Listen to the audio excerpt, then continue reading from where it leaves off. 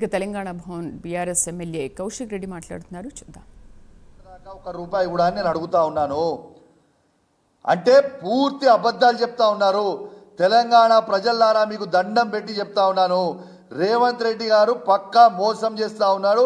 మళ్ళా కేవలం సర్పంచ్ ఎలక్షన్ల కోసం, జెడ్పీటీసీ ఎలక్షన్ల కోసం, ఎంపీటీసీ ఎలక్షన్ల కోసం, కౌన్సిలర్ ఎలక్షన్ల కోసం మీకు అబద్ధాలు చెప్పే ప్రయత్నం మరొక్కసారి చేస్తూ ఉన్నారు. ఎందుకు చెప్తున్నా అంటే నిన్నేమన్నాడు, 26 తారీఖున మీకు జనవరి 26 తారీఖున రైతు బంధు ఏమైనా టక్ ఇవాళ జనవరి 26 తారీఖున మీకు టకీ టకీ టకీ అని మీ అకౌంట్లో పడతాయి రైతు బంధు అని చెప్పినావు. నీ టకీ టకీ ఎక్కడ పోయింది, నీ బొందాన్ని బొకము ఎక్కడికి పోయింది రేవంత్ రెడ్డి అని నేను అడుగుతున్నా. నీకు సిగ్గులేదని కొంచెం కూడా. ఇలా 26 తారీఖు అయింది, నేను ఎన్ని ఎకరాలకు వేసినావు? నాకు 500 ఎకరాలకు వేసినట్టున్నావు ఆ రోజు. మరి ఈ 3 రోజుల నుంచి మళ్ళీ ₹1 ఎందుకు పడలే? ఈ 27 తారీఖు ఏమైంది, 28 తారీఖు ఏమైంది, 29 తారీఖు ఏమైంది, 30 తారీఖు ఏమైంది? అంటే ఫిబ్రవరి 5వ తారీఖు ఎలక్షన్ కోడ్, ఎమ్మెల్సీల ఎలక్షన్ కోడ్ వచ్చింది. కోడ్ ద్వారా అన్నీ కూడా ఎగ్గొట్టి ఇలా ప్రజలకు అందరూ కూడా ఎలక్షన్ కోడ్ వచ్చింది, నేను ఏం చేయాలని చెప్పే ప్రయత్నం చేస్తూ ఉన్నాడు. ఇవాళ అంటే ఏం చేస్తుండు, ఇవాళ ఈ 1 మంత్ ఎమ్మెల్సీ ఎలక్షన్ కోడ్, తర్వాత సర్పంచ్ ఎలక్షన్ కోడ్, తర్వాత ఎంపీటీసీ జెడ్పీటీసీ ఎలక్షన్ కోడ్, తర్వాత కౌన్సిలర్ల ఎలక్షన్ కోడ్. అంటే ఒక 6 నెలల పాటు ఇవాళ కేవలం ఎలక్షన్ కోడ్ మీద ఇవన్నీ కూడా జరిపే ప్రయత్నం చేస్తూ ఉన్నారు.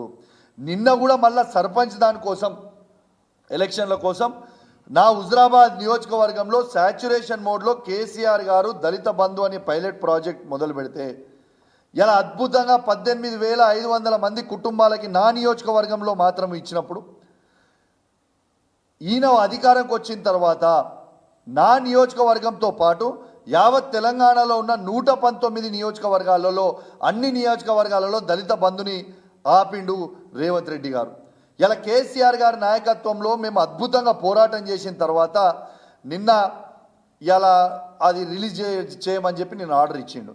అది కూడా మోసమే. ఎందుకంటున్నా అంటే 5 రోజుల ఎలక్షన్ కోడ్ వస్తే, ఖచ్చితంగా 5 రోజుల ఎలక్షన్ కోడ్ వస్తే మళ్ళీ ఎలక్షన్ కోడ్ ఉంది అని చెప్పి మళ్ళీ ఆపే ప్రయత్నం చేస్తూ ఉన్నాడు. ఇది వాస్తవము. నేను ఒక్కటే చెప్తున్నా, రేవంత్ రెడ్డి గారు, తెలంగాణ ప్రజలు చాలా చైతన్యవంతుల ప్రజలు.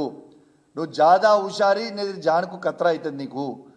నేను ఇవాళ నువ్వు ఇంద్రమ్మ ఇండ్లు మొత్తము అందరికి ఇచ్చిన తర్వాతనే నువ్వు ప్రతి గ్రామంలో సర్పంచ్కి కానీ, ఎంపీటీసీకి కానీ, జెడ్పీటీసీకి కానీ, కౌన్సిలర్కి కానీ నువ్వు ఓట్లు అడగాలి.